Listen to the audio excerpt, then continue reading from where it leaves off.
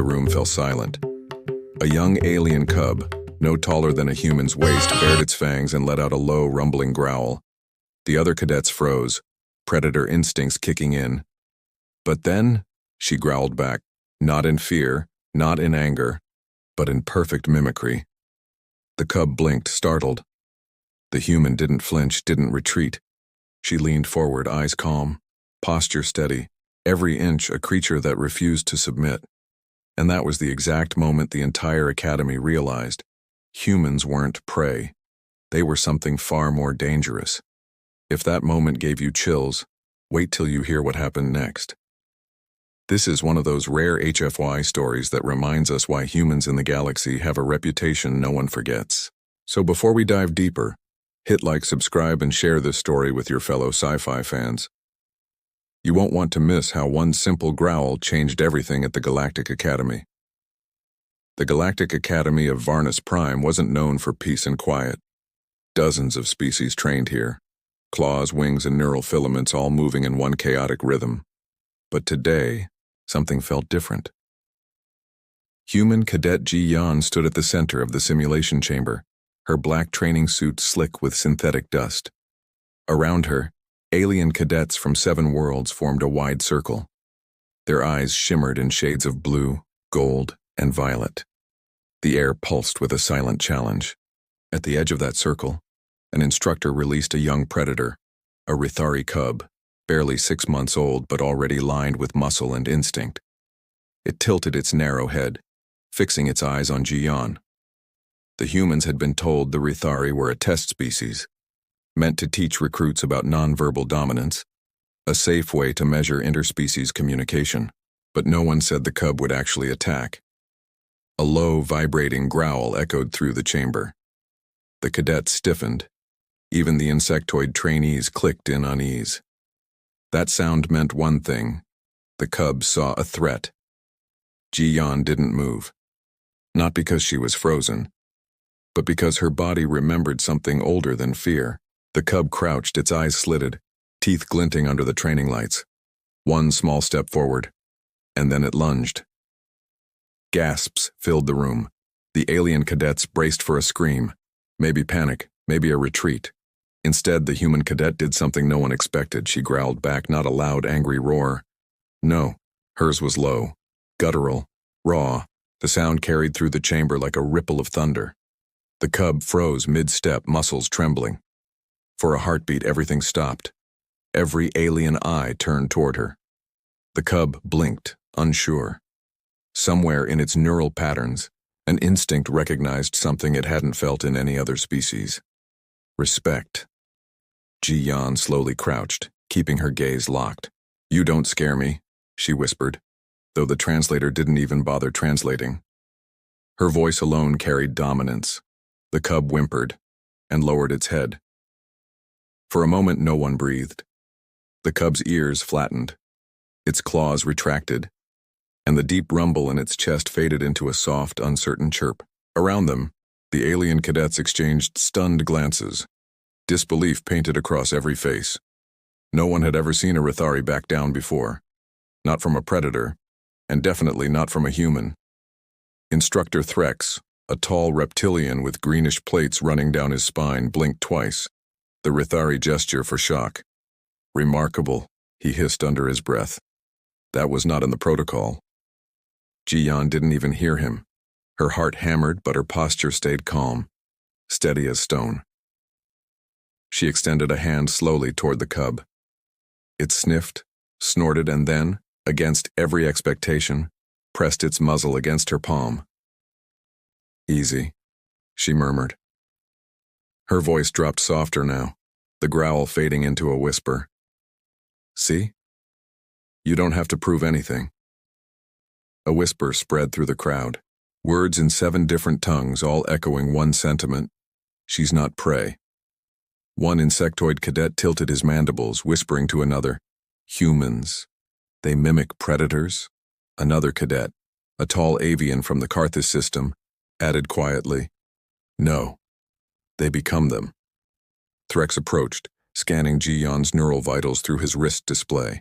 Her adrenaline was high, but her cognitive readings were steady, No panic, no fight-or-flight overload. Just control. Pure, primal human control. He let out a slow exhale. "Cadet Ji-Yeon," he said, voice echoing through the chamber. "What you did here will be recorded for every interspecies curriculum on instinctual communication." She blinked, caught between pride and disbelief. "I just didn't want to scare him," she said simply. That honesty stunned them even more. To the aliens, dominance meant power, rank, survival. To her, it was empathy. The cub leaned closer again, brushing her arm with its head, a gesture of acceptance. The moment hung in silence, raw, ancient, untranslatable. Even the AI recorders paused their analysis, because for the first time the cadets of the Galactic Academy witnessed what humanity really was, a species that met fear with understanding and danger with respect. And in that moment, every cadet in that chamber realized something their textbooks had never taught them. Humans weren't predators. They were the bridge between them all. The next morning, the story had already spread beyond the training chamber. By dawn, every corridor, mess hall, and dorm wing of the Galactic Academy buzzed with the same whisper. The human growled at a Rythari cub, and it submitted. In a school filled with species bred for combat, that sentence alone shattered every assumption. Cadet Ji-Yeon walked through the corridors with quiet steps, pretending not to notice the glances. Some were curious, others wary. But most were filled with something new. Respect. She reached her seat in the xenopsychology lecture hall just as a group of reptilian cadets fell silent mid-conversation.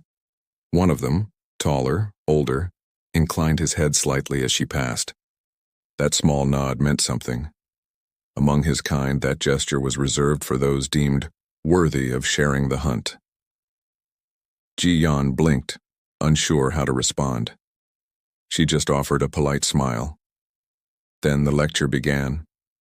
The holographic instructor, a shimmering figure of light and code, displayed an image of the Rythari cub on the wall. "Yesterday," it said, "we observed an unprecedented event in interspecies instinct dynamics." The class turned as one toward her. Ji-Yeon froze mid-breath. "Wait, you're showing that?" The hologram nodded. Indeed, the Cadet's growl response not only disrupted the Rythari's aggression, but rechanneled it into a submissive behavior pattern, something never before recorded in human-alien interactions. The alien cadets leaned forward, intrigued. The hologram continued. Analysis suggests the human's mimicry activated cross-species recognition of dominance cues. In essence, she spoke the predator's language. A murmur of astonishment filled the room. But Ji-Yeon wasn't thinking about data. She was thinking about that cub, the way its eyes had softened when she stopped growling. That moment hadn't been about dominance. It had been about empathy. Still, the word dominance was all anyone wanted to discuss. And whether she liked it or not, Ji-Yeon had become a legend by the week's end. The rumor had spread far beyond the academy. It reached the ears of fleet captains, alien ambassadors, even the old War Council veterans who'd once called humans fragile experimentals. Everywhere she went, Ji-Yeon heard quiet footsteps pause behind her. Conversations dimmed. Some cadets stared with awe, others with unease.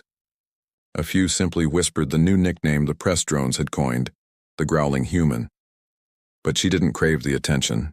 She spent her free hours back in the observation wing, where the Rythari cub rested behind a transparent field. When it saw her, it perked up, tail flicking. Ji-Yeon smiled softly and pressed her palm to the barrier. The cub mirrored her. "Hey there," she whispered. "Guess we both caused some trouble." Its throat rumbled, a low, affectionate growl, and though no translator could decode it, Ji-Yeon understood perfectly. Respect, trust, kinship. Behind her, Instructor Threx approached quietly.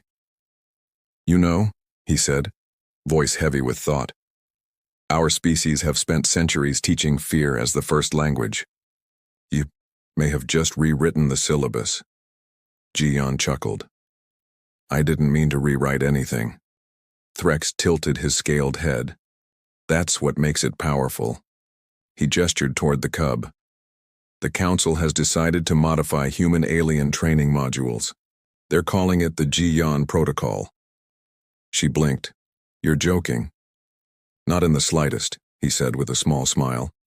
They want every cadet to understand that dominance without compassion is just noise. She looked back at the cub, whose golden eyes reflected the soft glow of the containment field. Then maybe, she murmured, we'll start making less noise and more understanding.